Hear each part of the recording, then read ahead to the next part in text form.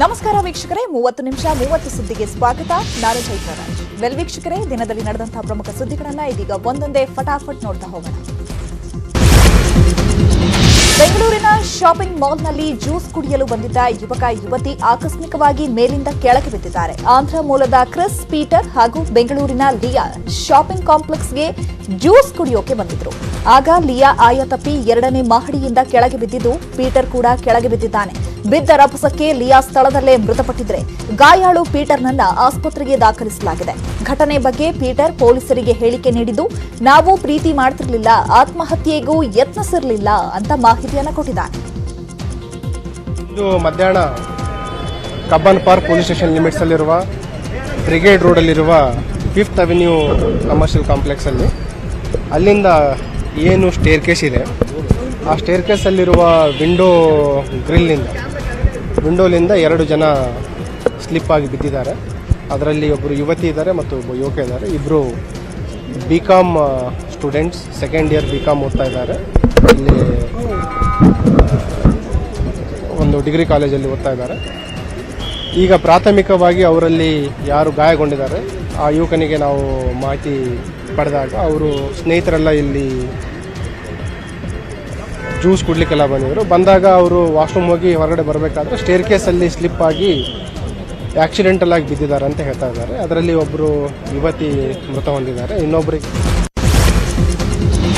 ಪ್ರಿಯತಮೆ ಆತ್ಮಹತ್ಯೆಯಿಂದ ಮನನೊಂದ ಪ್ರಿಯತಮ ವಿಷ ಸೇವಿಸಿ ಆತ್ಮಹತ್ಯೆ ಮಾಡಿಕೊಂಡಿರುವ ವಿಚಾರ 6 ತಿಂಗಳ ಬಳಿಕ ಪತ್ತೆಯಾಗಿದೆ. ಕೆಬ್ಬಳ್ಳಿ ಗ್ರಾಮದ 21 ವರ್ಷದ ಶಾಲಿನಿ ಹಾಗೂ 28 ವರ್ಷದ ಸಂತೋಷ್ ಪ್ರೀತಿ ಮಾಡ್ತಾ ಇದ್ರು. ಆದರೆ ಪ್ರೀತಿಗೆ ಎರಡೂ ಕುಟುಂಬಗಳಲ್ಲಿ ವಿರೋಧ ವ್ಯಕ್ತವಾಗಿತ್ತು. ಹೀಗಾಗಿ ಕಳೆದ ಅಕ್ಟೋಬರ್ನಲ್ಲಿ ಶಾಲಿನಿ ವಿಷ ಸೇವಿಸಿ ಆತ್ಮಹತ್ಯೆ ಮಾಡಿಕೊಂಡಿದ್ಲು. 4-5 ದಿನಗಳ ಬಳಿಕ ಸಂತೋಷ್ ಕೂಡ ನಾಪತ್ತೆಯಾಗಿದ್ದ. ಇದೀಗ 6 ತಿಂಗಳ ಬಳಿಕ ಸಂತೋಷ್ ಅಸ್ಥಿಪಂಜರ ಕುಣಿಗಲ್ ತಾಲೂಕಿನ ಹುಲಿಯೂರು ದುರ್ಗದ ಮಾಗಡಿ ರಸ್ತೆಯ ಬಳಿ ಪತ್ತೆಯಾಗಿದೆ. ಅರಣ್ಯ ಪ್ರದೇಶದಲ್ಲಿ ಅಸ್ಥಿಪಂಜರ ಪತ್ತೆಯಾಗಿದ್ದು, ಅಸ್ಥಿಪಂಜರದ ಪಕ್ಕದಲ್ಲಿ ಸಂತೋಷ್ನ ಬೈಕ್ ಕೂಡ ಪತ್ತೆಯಾಗಿದೆ. ಬೆಳಗಾವಿಯ ಬೆಂಡಿಗೇರಿ ಗ್ರಾಮದಲ್ಲಿ ಕಿಡಿಗೇಡಿಗಳು ರಾಯಣ್ಣ ಮೂರ್ತಿಗೆ ಕಲ್ಲು ಹೊಡೆದಿದ್ದಾರೆ. ಬೆಂಡಿಗೇರಿ ಗ್ರಾಮದಲ್ಲಿ ಮಧ್ಯಾಹ್ನ ಘಟನೆ ನಡೆದಿದ್ದು, ಸಂಗೊಳ್ಳಿ ರಾಯಣ್ಣನ ಮೂರ್ತಿ ಕಾಲಿನ ಭಾಗಕ್ಕೆ ಹಾನಿಯಾಗಿದೆ. ವಿಷಯ ತಿಳಿದು ಸ್ಥಳಕ್ಕೆ ಜಮಾಯಿಸಿದ ರಾಯಣ್ಣ ಅಭಿಮಾನಿಗಳು ಕಿಡಿಗೇಡಿಗಳನ್ನು ಬಂಧಿಸುವಂತೆ ಆಗ್ರಹಿಸಿದ್ದಾರೆ. ಹಿರೇಬಾಗೇವಾಡಿ ಠಾಣೆ ಪೊಲೀಸರು ಸ್ಥಳಕ್ಕೆ ಭೇಟಿ ನೀಡಿ ಪರಿಶೀಲನೆ ನಡೆಸಿದ್ದಾರೆ. ಸ್ಥಳದಲ್ಲಿ ಬಿಗುವಿನ ವಾತಾವರಣ ನಿರ್ಮಾಣವಾಗಿದೆ.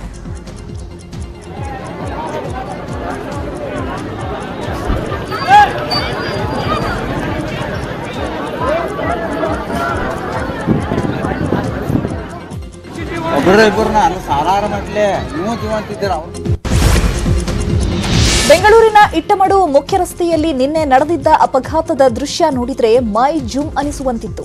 ಆದರೆ ಆ ಘಟನೆಗೆ ಕಾರಣ ಒಂದ್ ಕಡೆ ಚಾಲಕನ ನಿರ್ಲಕ್ಷ್ಯ, ಆದ್ರೆ ಮತ್ತೊಂದ್ ಕಡೆ ಫುಟ್ಪಾತ್ ಸಮಸ್ಯೆ ಅಂತ ಸ್ಥಳೀಯರು ಆರೋಪಿಸಿದ್ದಾರೆ. ಫುಟ್ಪಾತ್ನಲ್ಲಿ ವಾಹನಗಳು ಮತ್ತು ಅಂಗಡಿಗಳ ಬೋರ್ಡ್ ಇಟ್ಟಿದ್ದು, ರಸ್ತೆಯಲ್ಲಿ ನಡೆದು ಬರ್ತಿದ್ದ ಯುವಕರ ಮೇಲೆ ಕಾರು ಹತ್ತಿತ್ತು. ಇದೊಂದೇ ರಸ್ತೆಯಲ್ಲ, ನಗರದ ಸಾಕಷ್ಟು ಏರಿಯಾಗಳಲ್ಲಿ ಇದೇ ಪರಿಸ್ಥಿತಿ ಉಂಟಾಗಿದೆ.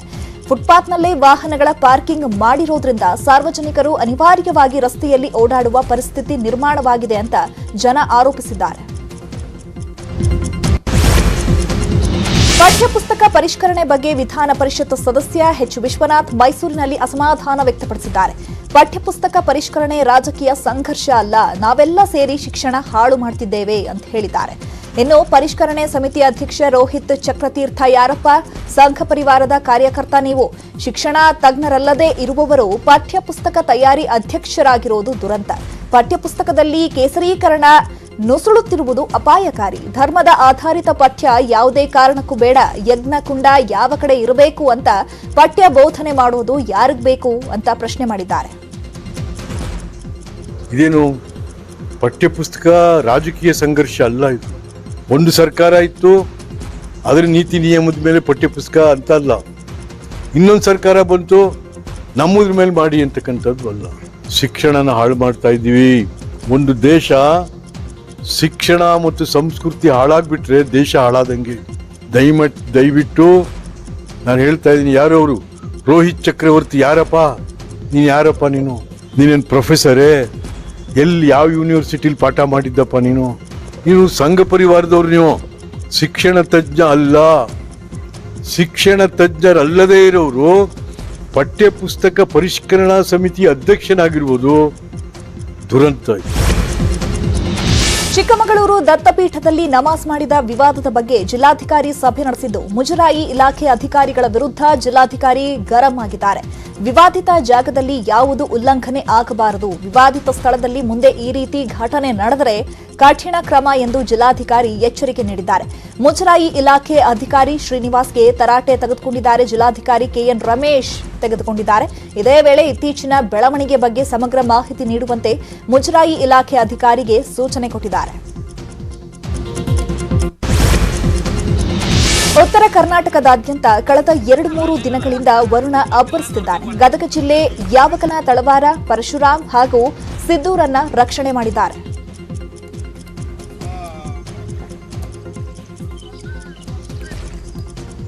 ಕೈ ಬಿಟ್ಬಿಟ್ಟು ಹೋಗ್ಬಿಡ್ತೀವಿ. ಹೊಲಕ್ಕೆ ಹೋಗ್ತಾರ ಇಲ್ಲದ ಮತ್ತಿಲ್ಲ ನಡ್ಕಕ್ ಹೊಟ್ಟ ಅಂದ್ಬಿಡ್ತಾರೆ. ನೀರು ಬರಕಟ್ಟಿ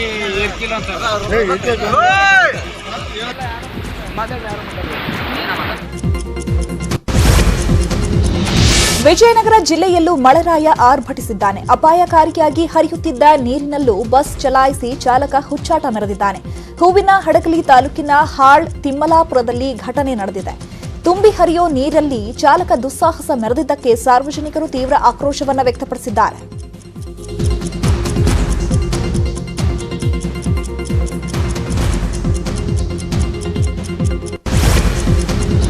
ಕುಸಿದು ಬಿದ್ದ ಮನೆ ಅವಶೇಷಗಳ ಅಡಿ ಸಿಲುಕಿದ್ದ 2 ಮಕ್ಕಳು ಸೇರಿ 4 ರಕ್ಷಣೆ ಮಾಡಲಾಗಿದೆ. ಗದಗ ಜಿಲ್ಲೆ ಲಕ್ಷ್ಮೇಶ್ವರ ತಾಲೂಕಿನ ಶಿಗ್ಲಿ ಗ್ರಾಮದಲ್ಲಿ ಘಟನೆ ನಡೆದಿದೆ. ಗುರುಶಾಂತ ಹಿರೇಮಠ ಕುಟುಂಬವನ್ನ ಗ್ರಾಮಸ್ಥರು ರಕ್ಷಿಸಿದ್ದಾರೆ. ಮಳೆಯಿಂದಾಗಿ ಶಿಥಿಲಗೊಂಡಿದ್ದ ಮನೆಗೋಡೆ ರಾತ್ರಿ 12 ಗಂಟೆ ಸುಮಾರಿಗೆ ಏಕಾಏಕಿ ಕುಸಿದು ಬಿದ್ದಿತ್ತು. ಕುಟುಂಬಸ್ಥರ ಕಿರುಚಾಟ ಕೇಳಿಬಂದ ಹಿನ್ನೆಲೆಯಲ್ಲಿ ಅವಶೇಷಗಳ ಅಡಿ ಸಿಲುಕಿದ್ದ 4ರನ್ನ ರಕ್ಷಣೆ ಮಾಡಿದ್ದಾರೆ. ಗಾಯಗೊಂಡ ಗುರುಶಾಂತಯ್ಯ ಅವರನ್ನ ಲಕ್ಷ್ಮೇಶ್ವರ ತಾಲೂಕು ಆಸ್ಪತ್ರೆಗೆ ದಾಖಲಿಸಲಾಗಿದೆ.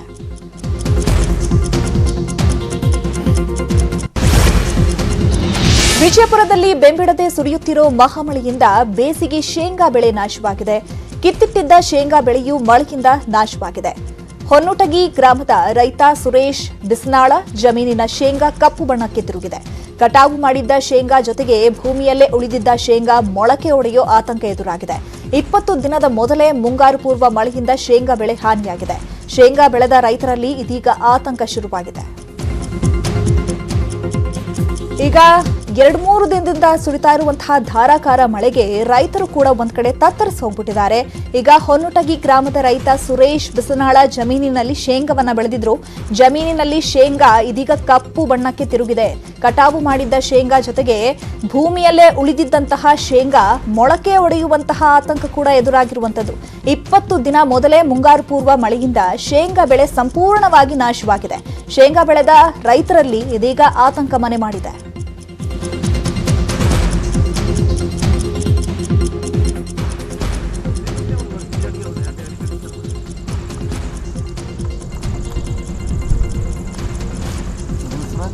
ಸರ್ ಇದು ಬೆಳೆ ತೊಯ್ತಂದ್ರೆ ಮುಗಿತು ಸರ್. ಇದು ಈಗ ಹೆಂಗೆ ಕಿತ್ತು ಹೋಗೋದೇವಲ್ರಿ ಈಗ ಇದು ತೊಯ್ತೈತಿ ಕೊಟ್ಟು ಇದನ್ನು ಈಗ ನಾವು ಜೋಳದ ಕಣಿಕೆ. ಬೆಂಗಳೂರಿನ ಡಿಸಿ ಕಚೇರಿ ಮೇಲೆ ಎಸಿಬಿ ದಾಳಿ ನಡೆಸಿದೆ. ಎಸಿಬಿ ಡಿವೈಎಸ್ಪಿ ರವಿಶಂಕರ್ ನೇತೃತ್ವದಲ್ಲಿ ದಾಳಿ ನಡೆದಿದೆ. ಡಿಸಿ ಮಂಜುನಾಥ್ ಪಿಎ ಹಾಗೂ ಡೆಪ್ಯೂಟಿ ತಹಶೀಲ್ದಾರ್ ಮೇಲೆ ಎಸಿಬಿ ದಾಳಿಯಾಗಿದೆ. 5 ಲಕ್ಷ ಲಂಚ ಪಡೆಯುವಾಗ deputy tahsildar Mahesh red hand ಆಗಿ ಸಿಕ್ಕಿಬಿದ್ದಿದ್ದಾರೆ. ಮಹೇಶ್ ಮತ್ತು ಜಿಲ್ಲಾಧಿಕಾರಿ ಪಿಎ ಹಾಗೂ ಕೋರ್ಟ್ ಕ್ಲರ್ಕ್ ಚಂದ್ರು ಅವರನ್ನ ಎಸಿಬಿ ಅಧಿಕಾರಿಗಳು ವಿಚಾರಣೆ ನಡೆಸುತ್ತಿದ್ದಾರೆ. ಬೆಂಗಳೂರಿನಲ್ಲಿ ವರುಣಾರ್ಭಟ ನಿಂತರೂ ಮಳೆ ಹೊಡೆತದಿಂದ ಕಂಗಾಲಾಗಿದ್ದ ಜನರ ಪರದಾಟ ಮಾತ್ರ ನಿಂತಿಲ್ಲ. ಹೊರಮಾವಿನ ಕಾವೇರಿ ನಗರದಲ್ಲಿ ಇನ್ನೂ ಕೂಡ ನೀರಿನ ಪ್ರಮಾಣ ತಗ್ಗಿಲ್ಲ. ನಿರಂತರ 3 ದಿನಗಳಿಂದ ನೀರು ತೆರವು ಕಾರ್ಯಾಚರಣೆ ನಡೀತಾ ಇದೆ. ಆದರೂ ಅಡಿಗಳಷ್ಟು ನೀರು ಹಾಗೆ ನಿಂತಿದೆ. ಇನ್ನೂ ಕೂಡ ರಸ್ತೆ ಕೆರೆಯಂತೆ ಕಾಣಿಸ್ತಾ ಇದೆ. ಕೊಚ್ಚೆ ನೀರಿನಿಂದ ಮನೆಗಳು ತುಂಬಿಕೊಂಡಿವೆ. ಈ ಮಳೆ ವಿಪರೀತ ಮಳೆ ಬರೋದ್ರಿಂದ ನೀರುಗಳು ಒಂದು ಫುಲ್ ಕುತ್ತಿಗೆವರೆಗೂ ನಿಂತ್ಕೊಂಡು ಇವತ್ತು 4ನೇ ದಿವಸಕ್ಕೆ ಮೋಟರ್ ಹಾಕಿ ಎಲ್ಲ ತೆಗಿತಿದ್ದಾರೆ.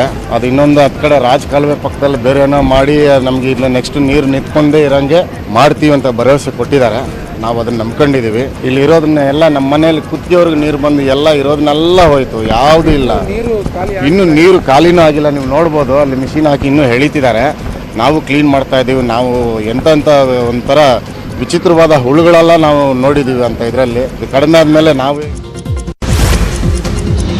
ರಾಜ್ಯದಲ್ಲಿ ಅಕಾಲಿಕ ಮಳೆಯ ಅಬ್ಬರದ ಬಗ್ಗೆ ಬೆಳಗಾವಿಯಲ್ಲಿ ಸಚಿವ ಗೋವಿಂದ ಕಾರಜೋಳ ಮಾತನಾಡಿದ್ದಾರೆ. ಮಳೆ ಬರೋದು ಸಂತೋಷ ಸಂಗತಿಯಾಗಿದೆ. ಮಳೆ ಬಂದ್ರೆ ಕೇಡಲ್ಲ, ಮಗ ಉಂಡ್ರೆ ಕೇಡಿಲ್ಲ ಎಂಬ ನಾಣ್ಣುಡಿ ಇದೆ. ಮಳೆಯಿಂದ ಕಬ್ಬು ಬೆಳೆಗೆ ಅನುಕೂಲ ಆಗಿದೆ, ಆದರೆ 10% ಜನರಿಗೆ ತೊಂದರೆ ಆಗಿದೆ ಅಂತ ಹೇಳಿದ್ದಾರೆ. ಇನ್ನು ತೊಂದರೆಯಾದ ರೈತರಿಗೆ ಸ್ಪಂದಿಸುವಂತೆ ಸೂಚಿಸಿದ್ದು, ಚಿಕ್ಕೋಡಿಯಲ್ಲಿ ಸಭೆ ಮಾಡಲು ಜಿಲ್ಲಾಧಿಕಾರಿಗೆ ಹೇಳಿದ್ದೇನೆ ಅಂತ ಮಾಹಿತಿಯನ್ನು ಕೊಟ್ಟಿದ್ದಾರೆ. ತೊಂದರೆ ಕೂಡ ಆಗಿದೆ, ಅನುಕೂಲನೂ ಆಗಿದೆ. ನಮ್ಮ ಉತ್ತರ ಕರ್ನಾಟಕದಲ್ಲಿ ಒಂದು ನಾಡ್ನುಡಿ ಅದ, ಮಳೆ ಬಂದ್ರೆ ಕೆಟ್ಟ ಅಲ್ಲತ್ತ, ಮಗ ಉಂಡ್ರೆ ಕೆಟ್ಟ ಅಲ್ಲತ್ತ. ಅದಕ್ಕೆ ಮಳೆ ಬಂದದ್ದು ಸಂತೋಷದ ಸಂಗತಿನೇ. ಕೆಲವ್ರಿಗೆ ಅನಾನುಕೂಲ ಆಗಿರ್ಬೋದು, ತೊಂದರೆ ಆಗಿರ್ಬೋದು, ಆದ್ರೆ ಮಳೆ ಬರಬೇಕು. ಮಳೆ ಬಂದು ಹಸೆ ಬರ ಬಿದ್ದರೆ ನಡೀತದೆ, ಒಣ ಬರ ಬೀಳಬಾರ್ದು ಯಾವಾಗ. ಅದಕ್ಕೆ ನಮ್ಮ ಬೆಂಗಳೂರಲ್ಲಿ ಮಳೆಯಿಂದ ಹಾನಿಯಾಗಿರುವ ಹಿನ್ನೆಲೆಯಲ್ಲಿ ಮಳೆ ಪೀಡಿತ ಪ್ರದೇಶಗಳಿಗೆ ಮಾಜಿ ಸಿಎಂ ಎಚ್ಡಿ ಕುಮಾರಸ್ವಾಮಿ ಭೇಟಿ ನೀಡಿದ್ದಾರೆ. ಸತತ 2ನೇ ದಿನವೂ ನಗರ ಪ್ರದಕ್ಷಿಣೆ ಕೈಗೊಂಡಿದ್ದು, ಬ್ಯಾಟರಾಯನಪುರ, ಹೆಬ್ಬಾಳ ಹಾಗೂ ಯಲಹಂಕ ವಿಧಾನಸಭೆ ಕ್ಷೇತ್ರದಲ್ಲಿ ಸಂಚಾರ ಮಾಡಿದ್ದಾರೆ. ಬ್ಯಾಟರಾಯನಪುರ ಕ್ಷೇತ್ರದ Nagavara ring road, Tuba layout, Fatima layout ಹಾಗೂ ಡಿಫೆನ್ಸ್ ಬಡಾವಣೆಯಲ್ಲಿ ಪರಿಶೀಲನೆ ನಡೆಸಿದ್ದಾರೆ. ಈ ವೇಳೆ ಜನರಿಂದ ಸಮಸ್ಯೆ ಆಲಿಸಿದ್ದಾರೆ. ಬಳಿಕ ಸರ್ಕಾರದ ವಿರುದ್ಧ ಕುಮಾರಸ್ವಾಮಿ ತಮ್ಮ ಆಕ್ರೋಶವನ್ನು ವ್ಯಕ್ತಪಡಿಸಿದ್ದಾರೆ. ಪ್ರತಿ ವರ್ಷ ಮಳೆ ಬಂದ್ರೆ ಫುಲ್ ನೀರೆಲ್ಲ ಬ್ಲಾಕ್ ಆಗಿ ನಮ್ಮ ಅಪಾರ್ಟ್ಮೆಂಟ್ ಬೇಸ್ಮೆಂಟ್ ತುಂಬೋಗುತ್ತೆ.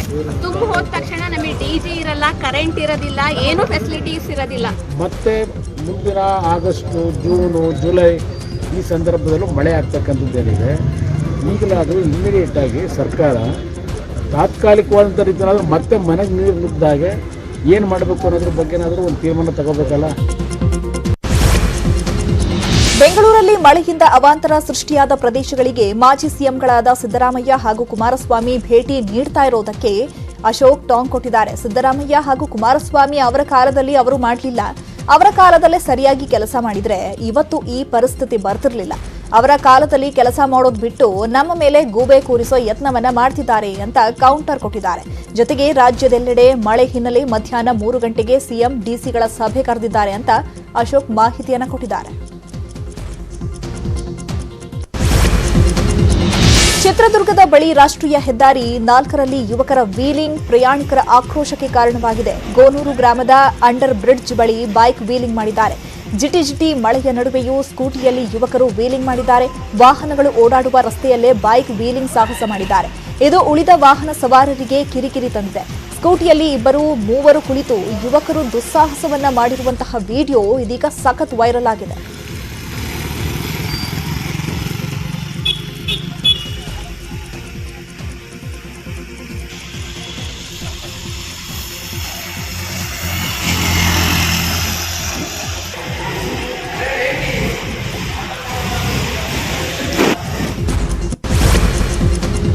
ಬೈಕ್ಗೆ ಟ್ರ್ಯಾಕ್ಟರ್ ಡಿಕ್ಕಿ ಹೊಡೆದು ಬೈಕ್ ಸವಾರರು ಸಾವನ್ನಪ್ಪಿರುವ ಘಟನೆ ಚಿತ್ರದುರ್ಗದಲ್ಲಿ ನಡೆದಿದೆ. ಚಳ್ಳಕೆರೆ ತಾಲೂಕಿನ ಗೌರ್ಲಕಟ್ಟೆ ಗ್ರಾಮದ ಬಳಿ ರಸ್ತೆ ಅಪಘಾತ ಸಂಭವಿಸಿದ್ದು, ಚಳ್ಳಕೆರೆಯ ಭದ್ರಿನಾಯ್ಕ್ ಹಾಗೂ ಮಂಜುನಾಥ್ ಸಾವನ್ನಪ್ಪಿದ್ದಾರೆ. ಚಳ್ಳಕೆರೆ ಪೊಲೀಸ್ ಠಾಣೆ ಪಿಎಸ್ಐ ಸತೀಶ್ ನಾಯ್ಕ್ ಭೇಟಿ ನೀಡಿ ಪರಿಶೀಲನೆ ನಡೆಸಿದ್ದಾರೆ.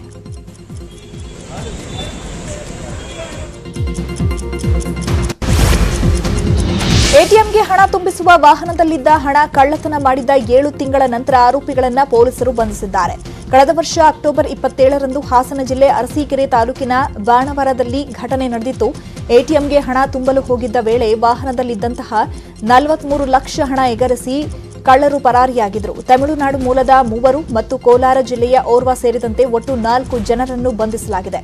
ಬಂಧಿತರಿಂದ 27 ಲಕ್ಷ ನಗದು, ಕ್ಯಾಟರ್ಬಿಲ್ ಮತ್ತು ಕಬ್ಬಿಣದ ಸಣ್ಣ ಬಾಲ್ಸ್ಗಳನ್ನು ವಶಕ್ಕೆ ಪಡೆಯಲಾಗಿದೆ.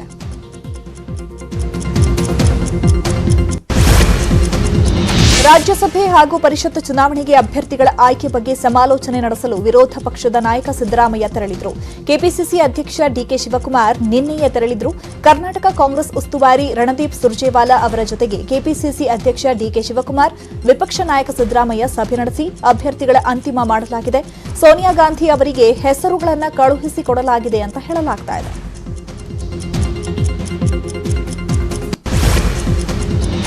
ಇನ್ನುಳಿದ 10 ಪ್ರಮುಖ ಸುದ್ದಿಗಳನ್ನು ನೋಡೋಣ ಸ್ಮಾಲ್ ಬ್ರೇಕ್ ಆದ್ಮೇಲೆ.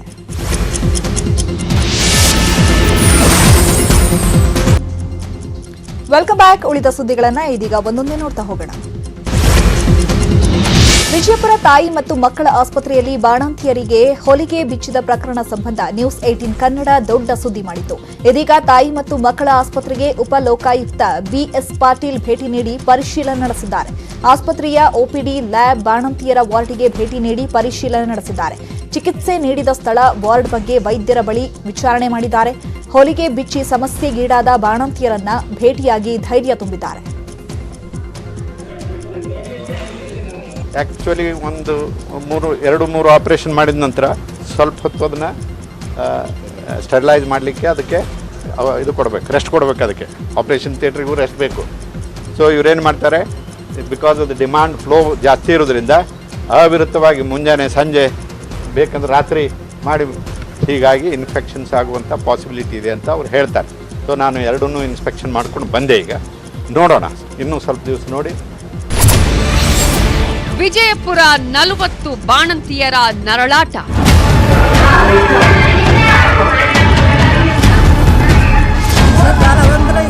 ನಿಮ್ಮನ್ನು ಇದು ಮಾಡ್ತಾರೆ, ನನ್ನ ಮಗಳ ಮಕ್ಕಳಿಗೆ ಅಲವಿದ್ದಿಲ್ಲ, ನಾನು ಅಲವಂದ್ರೆ ನಿಮ್ಮದು ಏನಿಲ್ಲ. ಕಿತ್ತು ಹೋದ ಹೊಲಿಗೆ, ವೈದ್ಯರ ಜಡವಟ್ಟು. ಪ್ರಕರಣ ಪತ್ತೆ ಹಚ್ಚಿದೆ ನ್ಯೂಸ್ 18. ವಿಜಯಪುರ ಆಸ್ಪತ್ರೆಯಲ್ಲಿ ನಿನ್ನೆಯಿಂದ ಸುಮಾರು 30 ಬಾಣಂತಿಯರಿಗೆ ಈ ತರ ಹೊಲಿಗೆ ಬಿಚ್ಕೊಂಡಿದೆ, ಸಮಸ್ಯೆಗಳಾಗ್ತಾ ಇದೆ, ಕೆಲವರಿಗೆ ಪಸ್ ಆಗಿದೆ. ಸುಮಾರು 28 ಜನ ಮತ್ತೆ ಇವತ್ತು 3 ಜನ, ಸುಮಾರು 30 ಜನರಿಗೆ ಈ ರೀತಿ ಪ್ರಕರಣ ಕಂಡು ಬಂದಿದ್ದು. ನನಗೆ ಒದಿಗೆ ಇದಾಗ್ಯದಂತ ಎಲ್ಲ ನನ್ನ ಹೊಟ್ಟೆಗೆ ಇದಾಗ್ಯದ ಅಂತ ಬಂದ್ಬಿಟ್ರಿ, ತರ ನಡ್ಗೋಕ್ ಹಚ್ಚಿಬಿಟ್ರಿ, ಜೀವನ ಹೋಗ್ಬಿಟ್ಟಿತ್ತು. ಅದು 2 ಸಲ ಹಾಕಿದ್ರು ಫೇಲ್ ಆಗಿದೆ ಸರ್. ಅದು ಕಲಿಯೋರ್ ಕೈಯಾಗ ಕೊಡ್ತಿದ್ದಾರೆ ಸರ್ ಹೊಲಿಗೆ ಹಾಕಕ್ಕ. ಇವತ್ತು ಊರಿಗೆ ಡಿಸ್ಚಾರ್ಜ್ ಮಾಡ್ತೀವಿ ಅಂತ ಹೇಳಿ ಮತ್ತೆ ಈಗ ಹೊಲಿಗೆ ಬಿಚ್ಚ ಅಂತ ಹೇಳ್ತಾರ. ನ್ಯೂಸ್ 18 ಜಬರ್ದಸ್ತ್ ವರದಿಗೆ ಎಚ್ಚೆತ್ತ ಆಸ್ಪತ್ರೆ, ಜಿಲ್ಲಾಡಳಿತ. ನ್ಯೂಸ್ 18 ವರದಿ ಬಳಿಕ ತನಿಖೆಗೆ ಜಿಲ್ಲಾಧಿಕಾರಿಗಳು ಆದೇಶಿಸಿದ್ದಾರೆ. ಇದು ನ್ಯೂಸ್ 18 ವರದಿಯ ಬಿಗ್ ಇಂಪ್ಯಾಕ್ಟ್. ಅವರೆಲ್ಲ ರಿಕವರಿ ಆಗ್ತಾ ಇದ್ದಾರೆ ಈಗ. ಸೊ ಔಟ್ ಆಫ್ 18 ಕೇಸಸ್ ನಾವು 5 ಕೇಸ್ಗಳಲ್ಲಿ ಆಲ್ರೆಡಿ ರೀಶೂಟಿಂಗ್ ಮಾಡಿದ್ದೇವೆ. 24 ಗಂಟೆಯಲ್ಲೇ ತನಿಖೆಗೆ ಆದೇಶ, 48 ಗಂಟೆಯಲ್ಲಿ ವರದಿಗೆ ತಾಕೀತು. ವರದಿ ಬೆನ್ನಲ್ಲೇ ವಿಜಯಪುರ ಜಿಲ್ಲಾಧಿಕಾರಿ ವಿಜಯ ಮಹಂತೇಶ್ ದಾನಮ್ಮನವರ್ ಪ್ರಕರಣದ ಬಗ್ಗೆ ತನಿಖೆಗೆ ಆದೇಶಿಸಿದ್ದಾರೆ.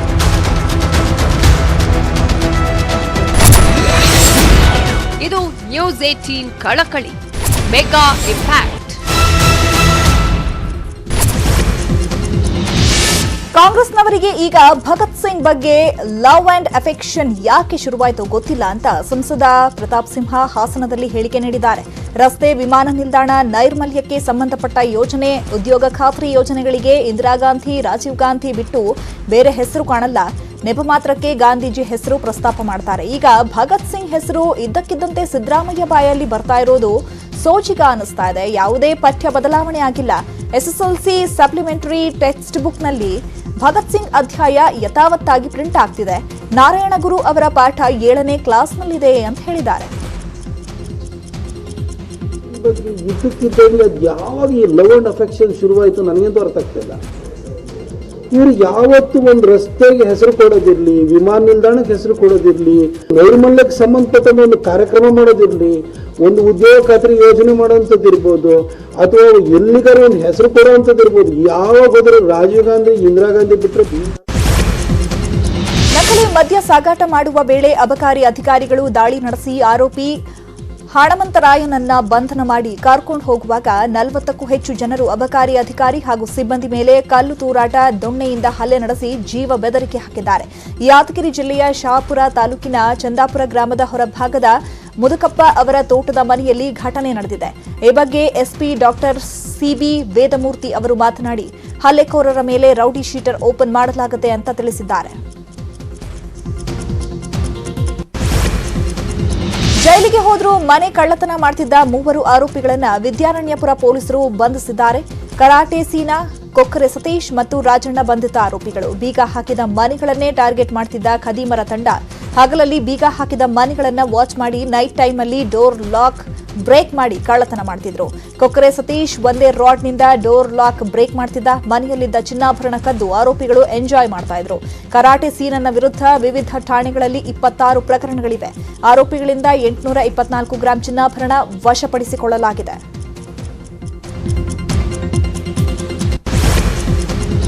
ರೈಲಿನ ಮೂಲಕ ಸಾಗಾಣಿಕೆ ಸುರಕ್ಷಿತ, ಶೀಘ್ರ ಮತ್ತು ಸುಗಮ. ಅಲ್ಲದೆ ರಸ್ತೆ ಸಾಗಾಣಿಕೆಗೆ ಹೋಲಿಸಿದ್ರೆ ಇಂಗಾಲದ ಹೊರಸೂಸುವಿಕೆ ಅತಿ ಕಡಿಮೆ. ಇದರಿಂದ ಪರಿಸರ ಮಾಲಿನ್ಯ ಕೂಡ ತಗ್ಗಲಿದೆ. ಹೀಗಾಗಿ ಬೈಕ್, ಕಾರು ಕಂಪನಿಗಳು ಸಾರಿಗೆಗೆ ಇತ್ತೀಚೆಗೆ ರೈಲ್ವೆಯನ್ನ ನೆಚ್ಚಿಕೊಂಡಿವೆ. ಬೆಂಗಳೂರು ವಿಭಾಗದ ದೊಡ್ಡಬಳ್ಳಾಪುರ ನಿಲ್ದಾಣದಿಂದ ಚಂಡೀಗಢಕ್ಕೆ ಮೊದಲ ಬಾರಿಗೆ 32 ಬಸ್ಗಳನ್ನು ರೈಲು ಮೂಲಕ ಸಾಗಿಸಲಾಗಿದೆ. 32 ಅಶೋಕ್ ಲೈಲ್ಯಾಂಡ್ ಬಸ್ಗಳನ್ನು ಸಾಗಿಸಲಾಗಿದೆ. ಪ್ರಸಕ್ತ ಸಾಲಿನಲ್ಲಿ 238 ರೈಲುಗಳಲ್ಲಿ ಟೊಯೋಟಾ, ಕಿಯಾ ಕಾರುಗಳು, ಸುಜುಕಿ, ಟಿವಿಎಸ್ ಸ್ಕೂಟರ್ಗಳನ್ನು ಭಾರತದ ವಿವಿಧ ಭಾಗಗಳಿಗೆ ಸಾಗಿಸಲಾಗಿದೆ. ಬಿಜೆಪಿ ಮುಖಂಡ ಅನಂತರಾಜ್ ಆತ್ಮಹತ್ಯೆ ಪ್ರಕರಣದಲ್ಲಿ ಮತ್ತಷ್ಟು ಮಾಹಿತಿಗಳು ಹೊರಬೀಳ್ತಾ ಇದೆ. ಗಂಡನ ಹೆಸರಲ್ಲಿ ಹೆಂಡತಿಯೇ ವಾಟ್ಸ್ಆಪ್ ಚಾಟ್ ಮಾಡಿರುವುದು ಪತ್ತೆಯಾಗಿದೆ. ರೇಖಾಳಿಗೆ ಐ ಲವ್ ಯು ಅಂತ ಮೆಸೇಜ್ ಮಾಡಿರೋದು ಬಹಿರಂಗವಾಗಿದೆ. ಮಂಡ್ಯ ಜಿಲ್ಲೆ ನಾಗಮಂಗಲದಲ್ಲಿ ಹಳೆ ವೈಷಮ್ಯಕ್ಕೆ ವ್ಯಕ್ತಿಯನ್ನ ಕಿಡ್ನಾಪ್ ಮಾಡಿ ಕೊಲೆಗೈದ ಆರೋಪ ಕೇಳಿಬಂದಿದೆ. ಕಳೆದ ಭಾನುವಾರ ಹೊಲಕ್ಕೆ ಹೋಗಿದ್ದ ನಾಗಮಂಗಲ ತಾಲೂಕಿನ ನರಗಲು ಗ್ರಾಮದ ಮೋಹನ್ ನಿಗೂಢವಾಗಿ ನಾಪತ್ತೆಯಾಗಿದ್ರು. ಹೊಳೆ ನರಸೀಪುರದ ಭಂಟರ ತಲಾಳು ಬಳಿ ಶವ ಹೂತು ಹಾಕಿದ್ರು. ಆಮಿರ್ ಖಾನ್ ನಟನೆಯ ಲಾಲ್ ಸಿಂಗ್ ಚಡ್ಡಾ ಸಿಕ್ಕಾಪಟ್ಟೆ ನಿರೀಕ್ಷೆಯನ್ನ ಹುಟ್ಟಿಸಿರೋ ಸಿನಿಮಾ. ಆಗಸ್ಟ್ 11ನೇ ತಾರೀಕು ರಿಲೀಸ್ ಆಗಲಿರೋ ಈ ಚಿತ್ರಕ್ಕೆ ದೇಶವಾಸಿಗಳು ಕಾತರದಿಂದ ಕಾಯ್ತಿದ್ದಾರೆ. ಚಿತ್ರ ಪ್ರೇಮಿಗಳಿಗೆ ಸದ್ಯ ಬಂಪರ್ ನ್ಯೂಸ್ ಸಿಕ್ಕಿದ್ದು, ಪ್ರತಿಷ್ಠಿತ IPL ಪಂದ್ಯದ ಫೈನಲ್ ವೇಳೆ ಲಾಲ್ ಸಿಂಗ್ ಚಡ್ಡಾ ಟ್ರೇಲರ್ ರಿಲೀಸ್ ಆಗಲಿದೆ. ನೀವೆಲ್ಲರೂ ಲವ್ ಮಾಕ್ಟೇಲ್ ಸಿನಿಮಾ ನೋಡಿರ್ತೀರಿ. ಅದರಲ್ಲಿ ಹರಳು ಹುರಿದಂತೆ ಪಟಪಟ ಅಂತ ಮಾತನಾಡೋ ರಚನಾ ಅನ್ನೋ ಹುಡುಗಿ ಪಾತ್ರ ಲೈಕ್ ಮಾಡಿರ್ತೀರಿ. ಅದರಲ್ಲೂ ಈಕೆಯ ಹೆಂಗೆ ನಾವು ಡೈಲಾಗ್ನ ನೀವು ಕೂಡ ಸಾಕಷ್ಟು ಸಲ ಹೇಳಿರ್ತೀರಿ. ಸದ್ಯಕ್ಕೆ ಹೊಸ ಖಬರ್ ಏನಪ್ಪಾ ಅಂದ್ರೆ, ಹೆಂಗೆ ನಾವು ರಚನಾ ಹೊಸ ಸಿನಿಮಾ ಮಾಡ್ತಿದ್ದಾರೆ. 4NF6 ಎಂಬ ಚಿತ್ರದಲ್ಲಿ ನಾಯಕಿಯಾಗಿ ನಟಿಸುತ್ತಿದ್ದಾರೆ.